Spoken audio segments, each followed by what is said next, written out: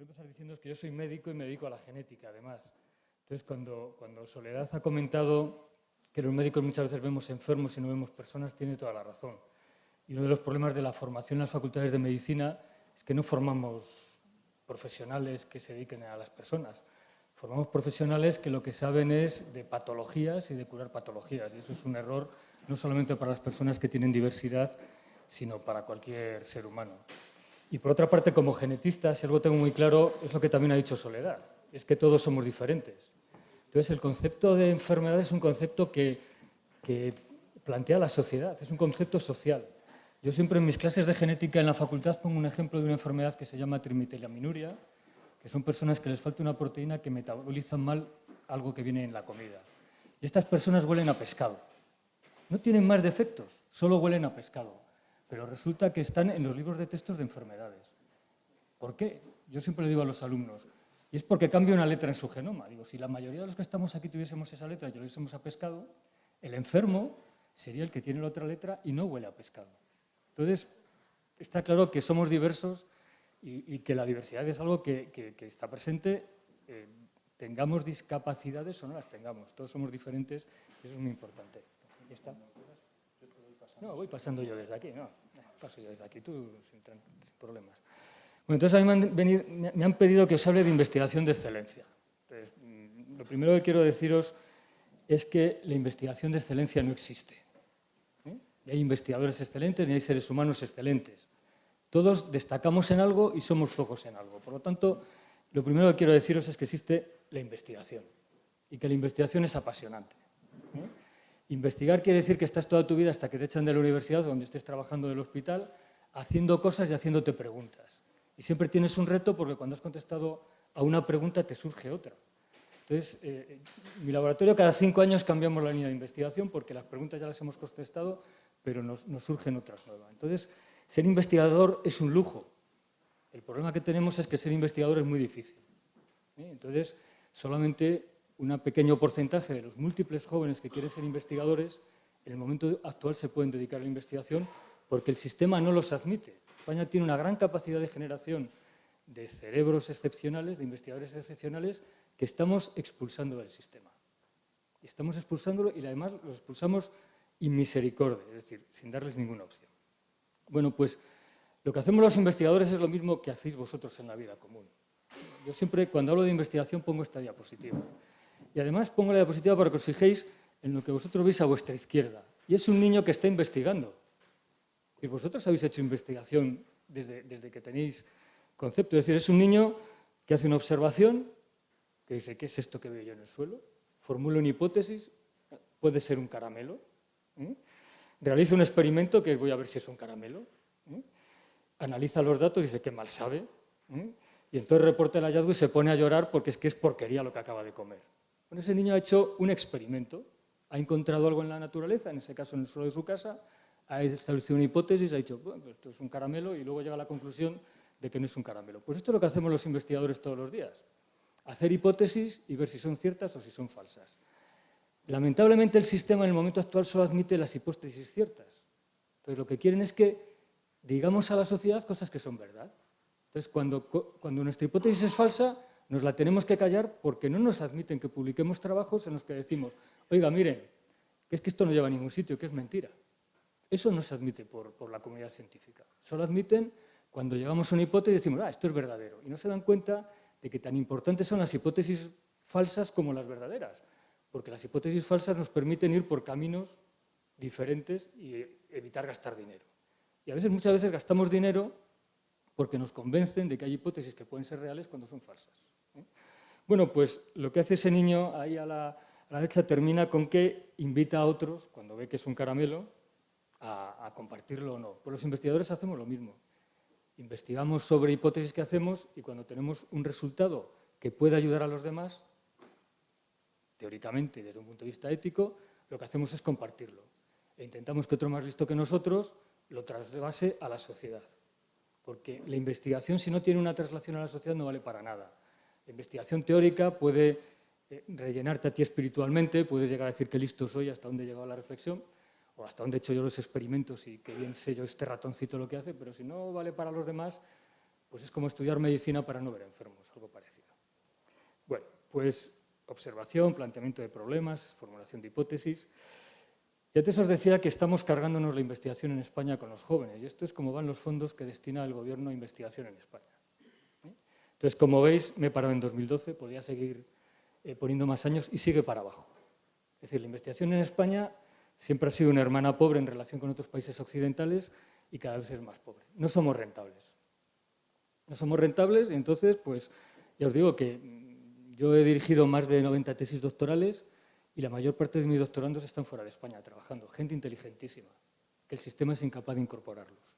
Entonces es un problema muy serio. Hablamos de investigación de excelencia, no, investigación. Con que haya investigadores sería suficiente.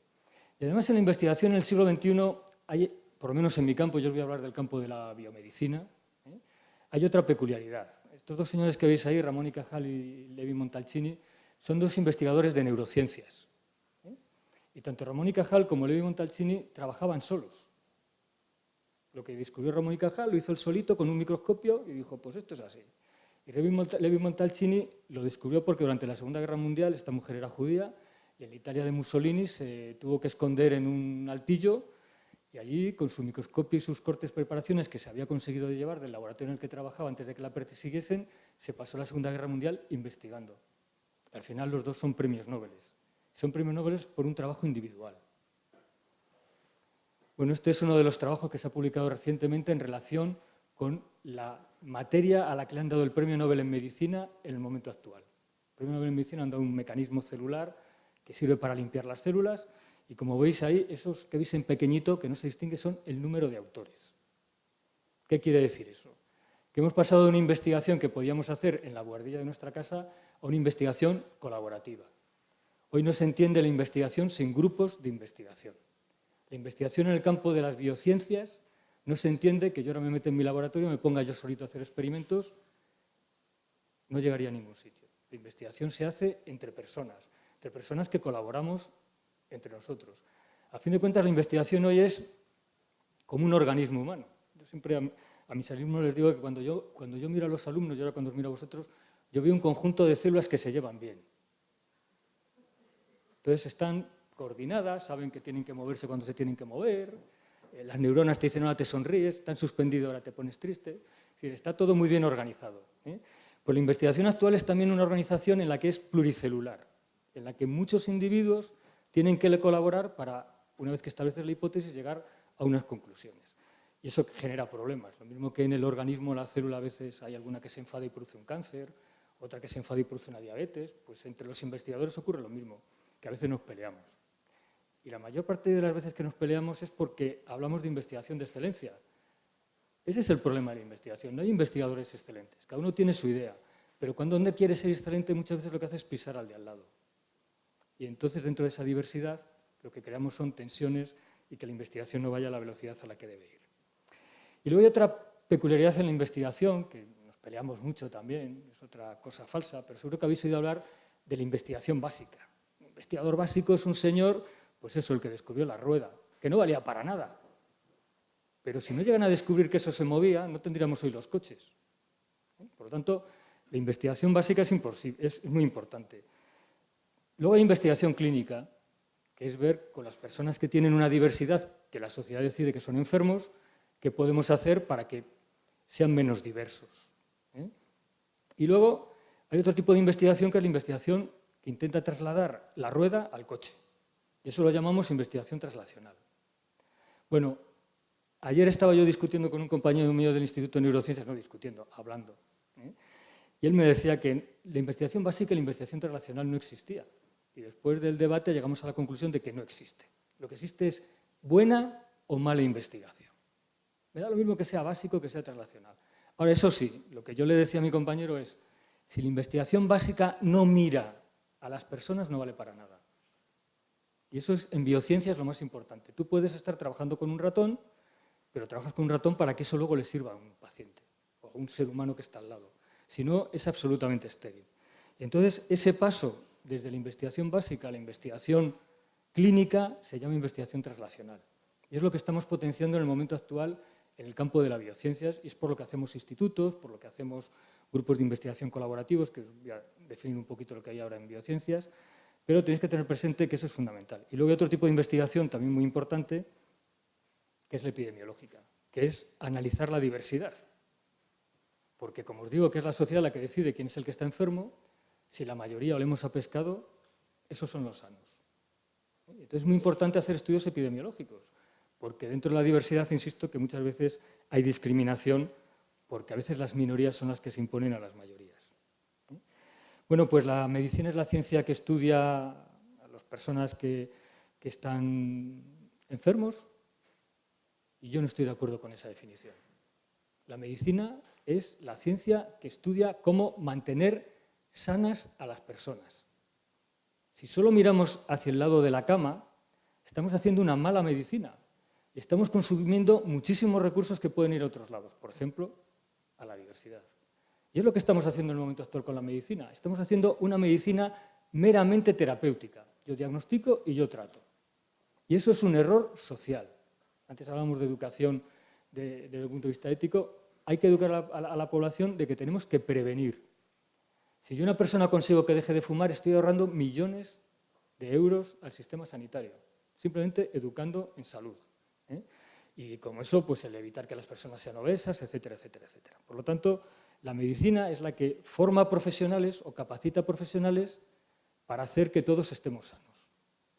El problema que tiene es que tanto la sociedad como los médicos nos capacitan para curar enfermedades. Y eso es un error garrafal desde el punto de vista social y desde el punto de vista de las facultades de medicina.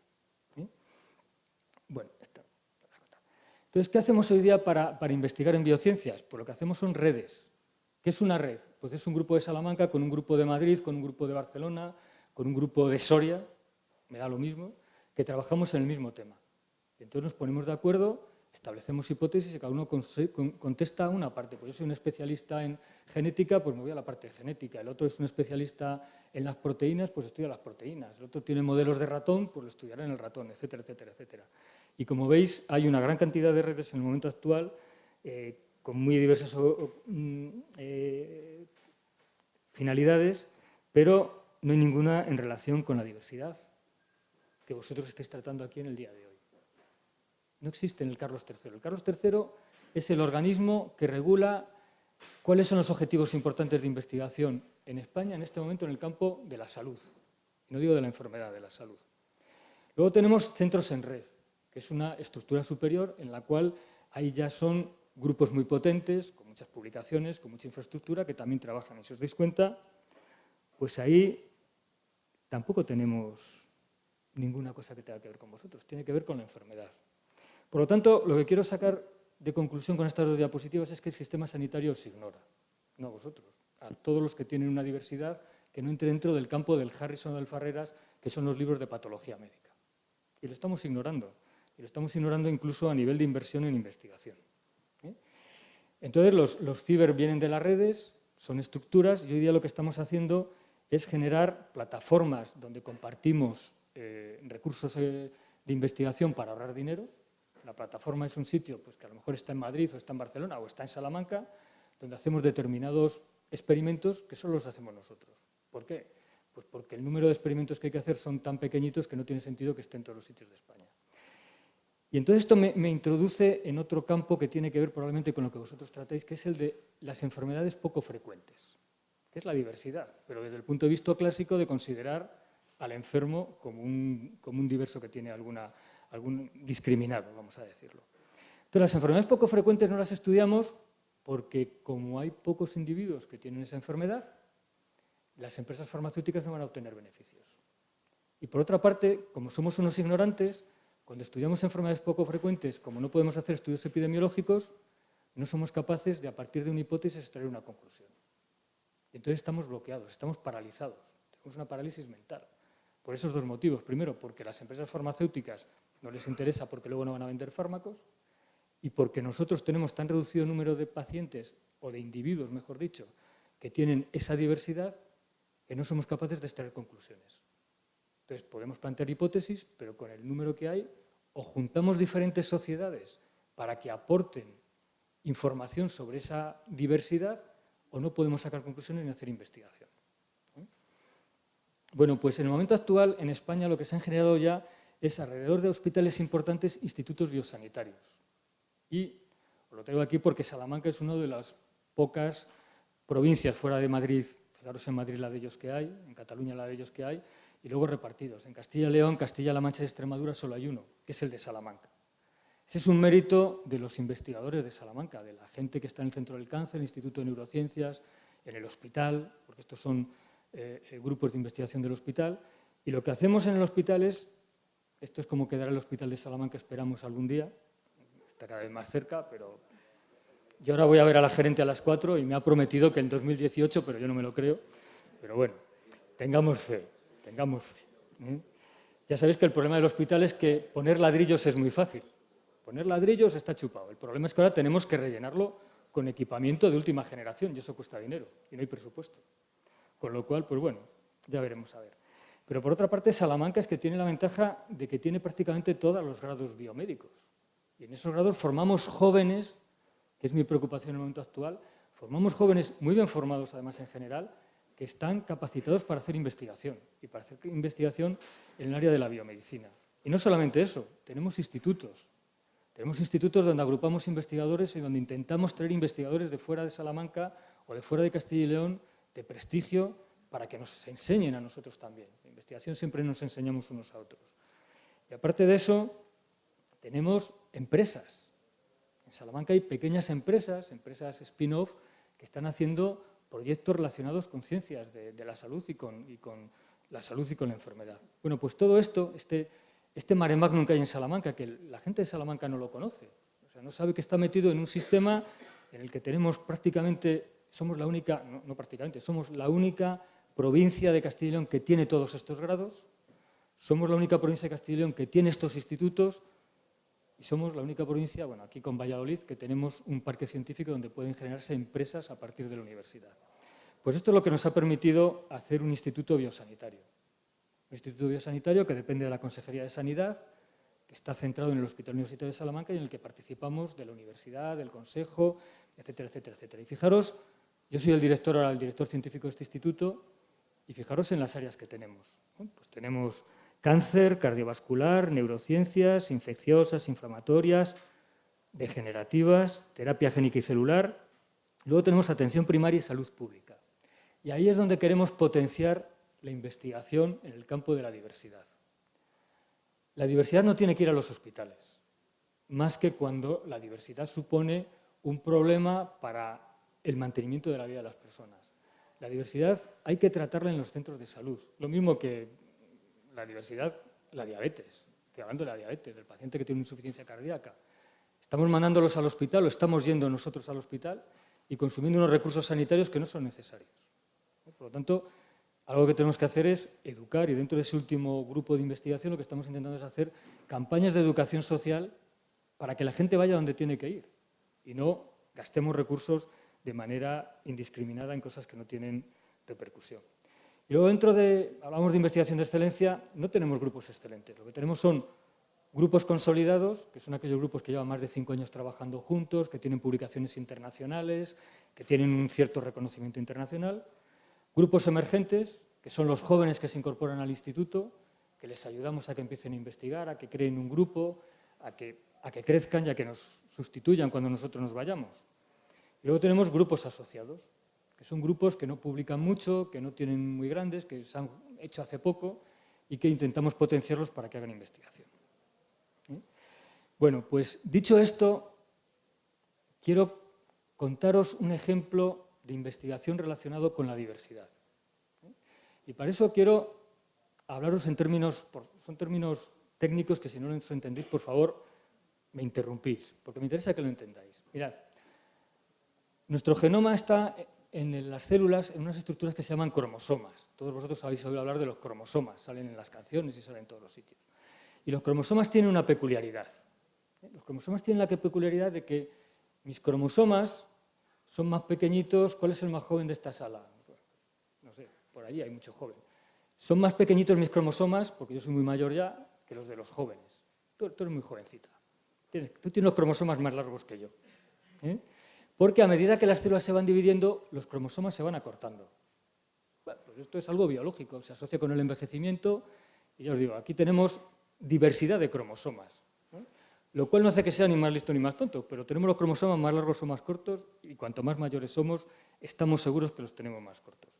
Pues mira, yo en un momento me hice una pregunta y es, en los niños con parálisis cerebral, ¿por qué hay esa variabilidad? Entonces fue una pregunta que me hice hace, pues yo creo que hace ya 6 o 7 años. ¿Por qué hay tal variabilidad en la parálisis cerebral? Entonces me puse a estudiar. Bueno, lo primero es porque hay diferentes causas. Hay quien tiene una parálisis cerebral porque tiene una meningitis recién nacido, hay quien tiene una parálisis cerebral porque tiene una hipoxia en el momento del parto, hay quien tiene una parálisis cerebral porque durante el embarazo la madre sin saber ha ingerido alguna sustancia que puede producir alguna alteración. Hay muchas causas médicas. Entonces dije, bueno, pues me voy a enfocar. Me voy a enfocar en los niños que han tenido hipoxia en el momento del parto. Y dices, vamos a ver, es que hay muchos niños que tienen hipoxia en el momento del parto que no tienen parálisis cerebral. ¿Por qué unos niños que tienen hipoxia tienen parálisis cerebral y otros niños que tienen hipoxia no tienen ningún trastorno? Bueno, pues como me dedico a las cosas estas de los genes, dije, voy a ver el tamaño de los cromosomas. El extremo de los cromosomas se llama telómero, ¿eh? Y entonces cogimos, en colaboración con vosotros, estaba Clara Cieza Borrella, yo creo que se puso en contacto con vosotros, lo que hicimos fue pedir a los padres de estos niños que nos permitiesen obtener mucosas, células de la mucosa bucal, para ver cómo era el tamaño de los telómeros de estos niños. Es decir, si tenían los cromosomas del mismo tamaño que los niños que no tenían parálisis cerebral, o si los tenían más pequeños o más grandes. La hipótesis no sabíamos si iban a ser más pequeños o más grandes. Y lo que encontramos, si os dais cuenta, en azul oscuro estaría el niño que no tiene parálisis cerebral, en azul claro está el niño que tiene parálisis cerebral y en rosa está el niño con una trisomía del cromosoma 21. Bueno, pues si os dais cuenta, tanto el niño con trisomía del cromosoma 21, que tiene una diversidad intelectual, como el niño con parálisis cerebral, tienen los cromosomas más cortos. Es decir, han envejecido prematuramente. Entonces, probablemente, una vez que llegamos a esta conclusión de que los niños que tienen parálisis cerebral tienen los cromosomas más cortos, la siguiente pregunta que uno se hace, por eso digo que es tan entretenido esto de investigar, es ¿por qué? ¿Por qué tienen más cortos los cromosomas? Entonces hablamos con los padres y dijimos, oye, ¿no os importa que os estudiemos los cromosomas a vosotros? Y hubo una serie de padres que dijeron, no, sin ningún problema. Y les estudiamos los cromosomas a los padres y a los hermanos. Y encontramos que los padres tenían los cromosomas más cortos que las personas de la misma edad que los padres. Y sin embargo los hermanos tenían los cromosomas del tamaño de los niños de su edad. Es decir, que hay un componente que se transmite, en el caso de la parálisis cerebral, que ahora nos estamos haciendo la siguiente pregunta, que hace que los niños con parálisis cerebral, es decir, en esos niños sometidos a hipoxia, igual que los que tienen el cromosoma del tamaño normal, como han nacido con el cromosoma un poquito más pequeño, ahí hay algo que hace que el desarrollo intelectual o el desarrollo psicomotriz sea diferente de los otros niños que están sometidos a hipoxia. Entonces ahora lo que queremos ver es qué ocurre con esos genes que están en las partes distales de los cromosomas para intentar hacer intervención luego sobre estos niños y a lo mejor si se les puede intervenir en el momento del nacimiento se evita la parálisis cerebral. Y lo que he puesto a la izquierda es un estudio muy curioso para que veáis la diversidad. Es un estudio que se ha hecho en Rumanía. Y en Rumanía lo que han cogido, fijaros en la parte de abajo, son niños que estaban institucionalizados en un centro de acogida y niños que vivían con sus familias, rumanos los dos. Bueno, pues los niños que vivían institucionalizados tenían los cromosomas más cortos. Es decir, habían sufrido un problema psicológico, psíquico, biológico, probablemente estaban pernutridos y tenían los telómeros más cortos. Pero luego lo que se vio es que si esos niños los sacas del ambiente en el que están y los pones en una familia, al cabo de unos años equiparan el tamaño de sus cromosomas, rejuvenecen, equiparan el tamaño de sus cromosomas con las personas de su edad. Con esto que quiero transmitiros, primero, un proyecto de investigación con algo relacionado con la diversidad. Segundo, que no tenemos ni idea de por qué pasa esto. Pues puede parecer que esto es muy importante, pero todavía estamos en los comienzos. Nos seguimos haciendo preguntas. Yo sigo sin saber por qué he encontrado... Bueno, pues esto es lo mismo que si yo digo, bueno, pues los niños con los ojos rubios tienen más probabilidad, con los ojos claros tienen más probabilidad de tener una parálisis cerebral en situación de hipoxia que los que tienen los ojos oscuros. Es lo mismo, lo único que yo he mirado a otro sitio, en lugar de mirar a los ojos, he mirado al tamaño de los cromosomas, pero no sé más. no puedo aportar nada todavía a la sociedad. Solo puedo decir que he observado esto y que a partir de aquí espero que si tiro del hilo sea capaz de encontrar por qué los niños con discapacidad, es decir, estos niños sometidos a hipoxia, tienen un problema de desarrollo intelectual y psicomotor. Bueno, pues básicamente para esto es para lo que hacemos investigación. ¿Qué es investigación de excelencia? No, es investigación. Como veis, esto luego lo publicamos en revistas de estas que llaman mucho impacto y a veces llamamos a la prensa porque el sistema actual nos obliga a salir en los periódicos, cosa que a mí me estomaga, pero bueno, hay que salir porque si no, no te dan dinero. Y entonces pues te vendes al final, pero bueno, es el sistema. Y lo que sí que quiero transmitiros es que la investigación no la podemos hacer solo en la universidad, en los hospitales o en el consejo. Si la investigación no interacciona con la sociedad, no vale para nada. Entonces, desde el Instituto de Investigación Biomédica, lo que queremos es hacer convenios con las sociedades de pacientes, de diferentes, de genios, me da lo mismo, para que entre todos avancemos en la misma dirección. Lo que quiero hoy aquí es aprovechar, ya que me habéis invitado, para tenderos una mano y deciros que cuento con vosotros para que nos ayudéis y nos ayudemos a profundizar en la investigación de los problemas que a vosotros os importan. Porque a lo mejor no son los que... Es decir, a lo mejor yo estoy equivocado en la dirección de mi instituto y estoy haciendo proyectos de investigación que no le importa a la sociedad y que a lo mejor a mí me resulta que es una pregunta muy atractiva desde el punto de vista personal, pero puede ser que no sea... Entonces necesitamos que haya feedback. Y las sociedades de pacientes, de sanos, es importante que estéis integrados dentro de los equipos de investigación. Porque si no, nosotros podemos ir equivocados, podemos ir en direcciones no correctas y lo que vamos a conseguir es gastar el dinero del contribuyente, que somos todos, en tonterías. Entonces, insisto, muy importante, y es el mensaje con el que os quiero dejar hoy, uno, no existe investigación de excelencia, existe buena o mala, y dos, los investigadores os necesitamos. Y como vosotros nos necesitáis a nosotros también, cuanto antes nos demos la mano, más rápidos iremos y mejor lo haremos. Y nada más, Beatriz.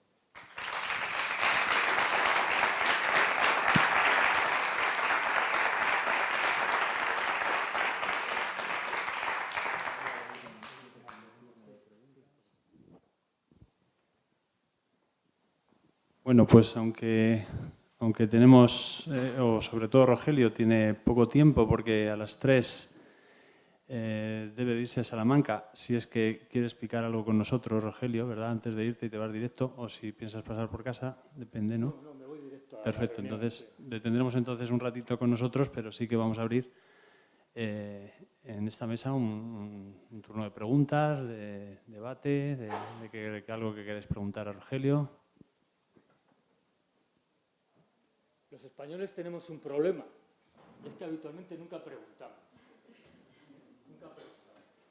Yo en clase lo que hago para abrir el debate es que siempre pregunto yo a los alumnos, con lo cual, como les pregunto a ellos, saben que o me preguntan ellos a mí o les voy a preguntar yo a ellos. Entonces se asustan y me preguntan.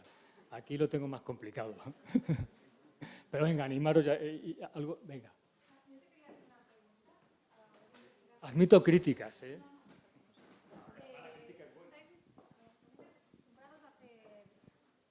Colaborativos, si nos das ideas de cómo se estructuran esos trabajos en red.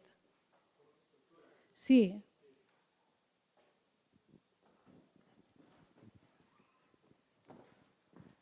Pues mira, es muy fácil. Todos nosotros estamos especializados en algunos temas. Entonces lo que hacemos son abordajes multidisciplinares. Por ejemplo, yo ahora estoy colaborando con el Centro del Láser, que dirás, ¿qué hace un médico genetista colaborando con el Centro del Láser? Pues estamos colaborando porque lo que queremos es tratar los cánceres, en lugar de con radioterapia, con láseres. ¿Por qué? Porque la radioterapia produce más cáncer a veces, mientras que el láser no produce mutación y no produce cáncer. Entonces lo que hacemos es, cuando tenemos un problema, pues el problema que os he planteado yo ahí, pues yo estoy colaborando con gente de otros centros que lo que están haciendo es estudios en ratas a las cuales les producen hipoxia y miran las alteraciones que tienen esas ratas hipóxicas, que son ratas que todas tienen el mismo background genético, el mismo fondo genético, y de lo que ellos sacan me demandan la información y yo intento trasladarlo luego a los humanos.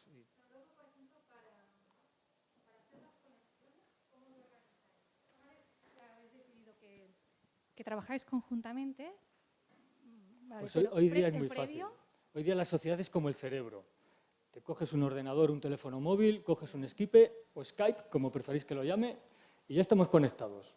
O sea, surge de la necesidad de uno de buscar un especialista. Claro, y todos nosotros en el tema leemos lo que publican los otros, entonces sabemos quién hace tal cosa, quién hace la otra, y nos ponemos en contacto, y es de manera espontánea la mayor parte de las veces. A veces es gente que no conoces de nada a la que llamas y dices, oye, mira, que yo estoy trabajando en esto y sé que tú haces esto, ¿qué te parece? Sí. Y les mandas las muestras allí y ellos hacen otras cosas. Es muy espontáneo, la investigación es muy entretenida, ya te digo. O sea, generamos redes de manera espontánea, como el cerebro. El cerebro de un niño genera redes de manera espontánea a medida que va aprendiendo. Pues los investigadores somos como el cerebro del niño. Gracias. Y vosotros sois el medio ambiente que hacéis que las neuronas del cerebro del niño vayan creciendo, ¿no? Pues a los investigadores lo mismo. Nos tenéis que nutrir.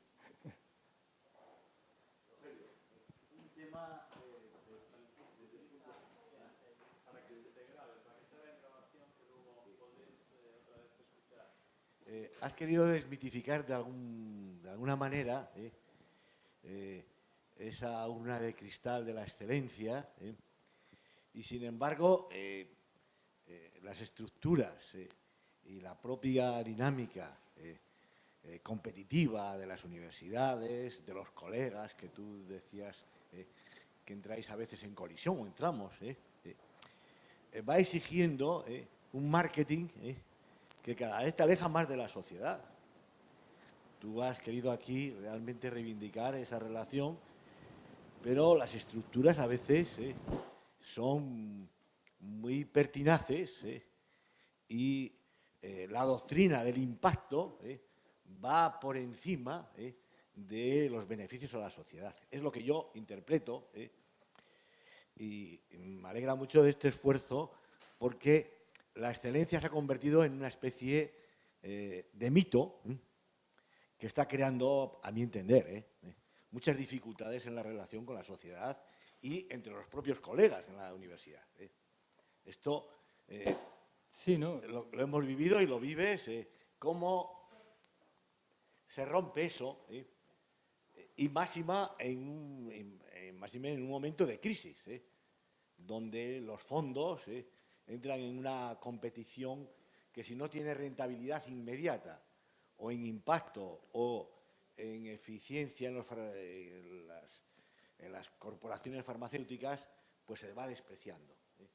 Y van quedando por el camino muchos proyectos que socialmente serían, a mi entender, muchísimo más rentables. Bueno, yo creo que el movimiento se demuestra andando. Yo creo que el paradigma de nuestra sociedad es el mismo que el de antes. Es decir, el problema que tenemos es que si nos quedamos callados y no intentamos cambiarlo, nunca lo cambiaremos. Entonces, indudablemente, estamos en un medio ambiente en el que tenemos que sobrevivir los investigadores, porque no nos queda otra solución, pero lo que hay que hacer es difundir en la sociedad que lo que nos tiene que exigir no es lo que nos está exigiendo. O sea, los investigadores nos pagan los impuestos de los ciudadanos, con lo cual son los ciudadanos los que nos tienen que exigir que hagamos lo que tú acabas de decir. Y son los ciudadanos los que tienen que exigir que las empresas farmacéuticas no pueden tener todos los años un 40% de superávit, como los bancos, porque si todos los años tienen un 40% de superávit y de beneficios, llega un momento en el que solo van a tener beneficios ellos y los demás vamos a tener que trabajar para que ellos tengan beneficios.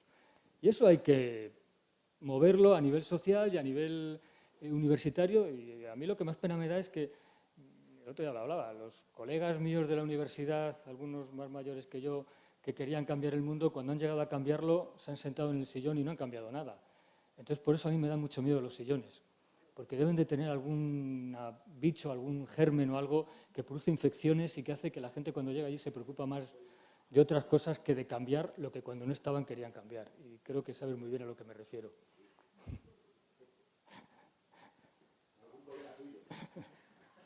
Una curiosidad que me surge también, la hipótesis de trabajo con la que estáis trabajando actualmente, ¿de dónde surgen? ¿Surgen fruto de interrogantes personales del equipo de investigación o surgen fruto de planteamientos sociales que os llevan para que le deis respuesta? Pues muchas veces surgen, esto de la discapacidad surge de una amiga de mi mujer que tenía un niño con parálisis cerebral, así de sencillo. El cáncer surge pues, porque la sociedad está preocupada por el cáncer y entonces es algo que nos preocupa. Pues ahora estamos interviniendo en otro proyecto que lo que tratamos de ver es si las personas con cáncer que tratamos con quimioterapia, tienen trastornos cardiovasculares, que es algo que nunca lo que te preocupa es que se te caiga el pelo y que tengas vómitos. Bueno, pues no, es que además se te puede dañar el corazón. Entonces estamos haciendo un estudio con los cardiólogos mediante imagen y mediante estudios de genética, es decir, surgen de la vida.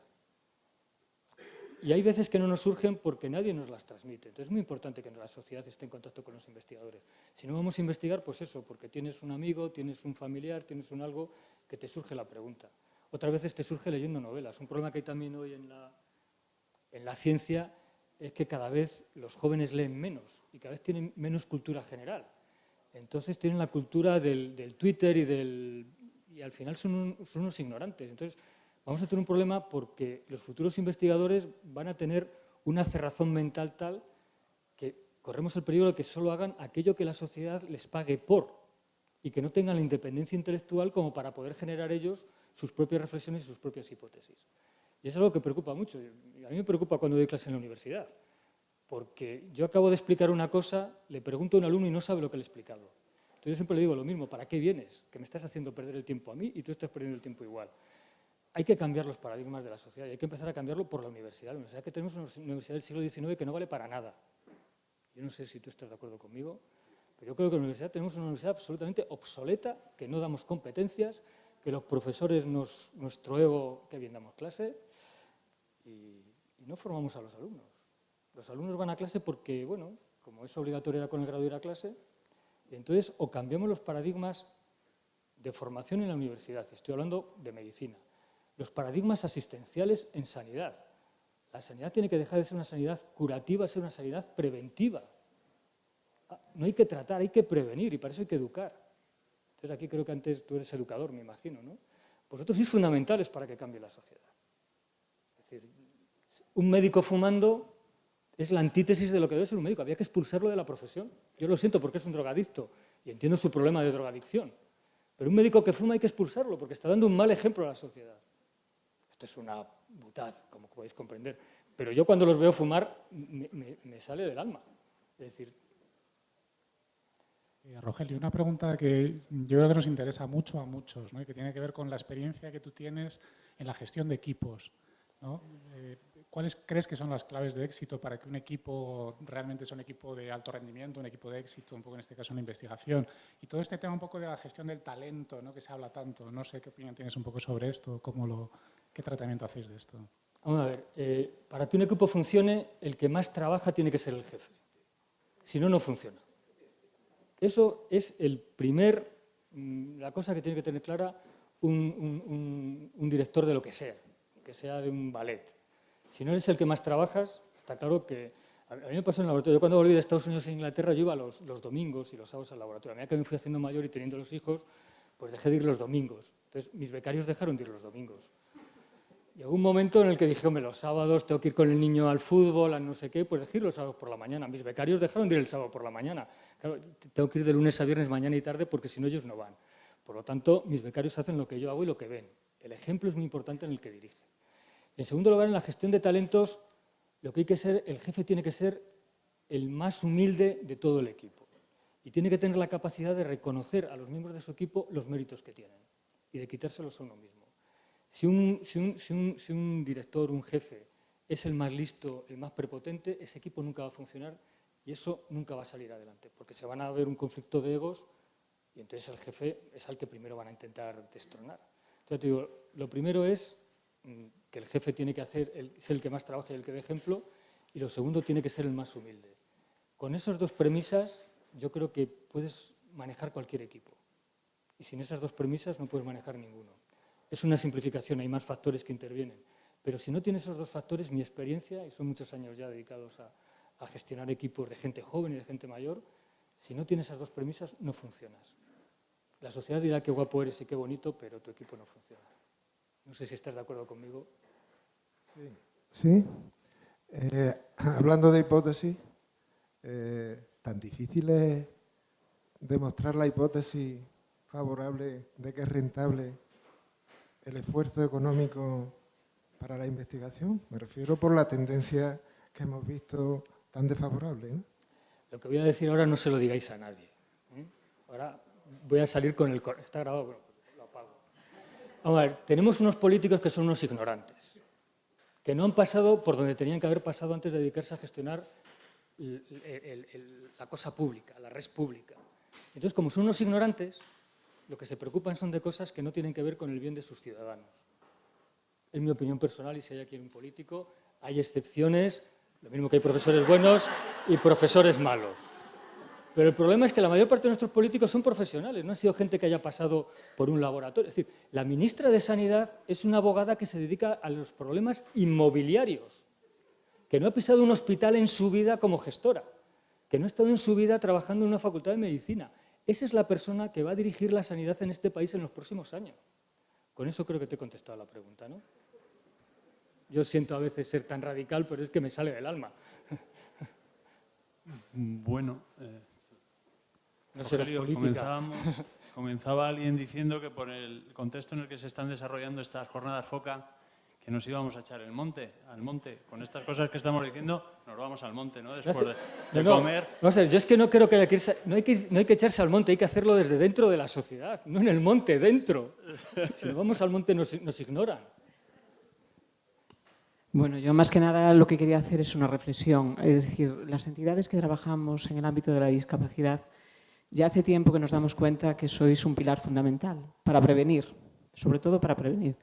La dificultad que tenemos es ponernos en contacto con nosotros, y lo digo porque nosotros en Galicia, en tema de genética, pues tenemos una persona muy cercana, que es Ángel Carracedo, pero siempre nos topamos con el tema del poderoso don dinero. Y ahí nos quedamos, es decir, os podemos pedir, podemos hacer cosas, pero nosotros llevamos detrás de un trabajo, ¿no?, de genética en discapacidad intelectual, y ha pasado este año, y no por los esfuerzos, en este caso, de una persona que nos apoya muchísimo, pero siempre sometidos a programas, a dinero. ¿Y qué podemos hacer las organizaciones para darle la vuelta a eso? Bueno, yo es que he de deciros que soy bastante anómalo. Yo soy como Robin Hood. Yo pido dinero para un proyecto y lo invierto en 3. Porque es una manera de diversificar y de... Entonces yo, por ejemplo, este proyecto de telómeros y discapacidad lo hice sin financiación. Lo saqué de un proyecto que tenía para estudiar cáncer de colon. Esa es una alternativa.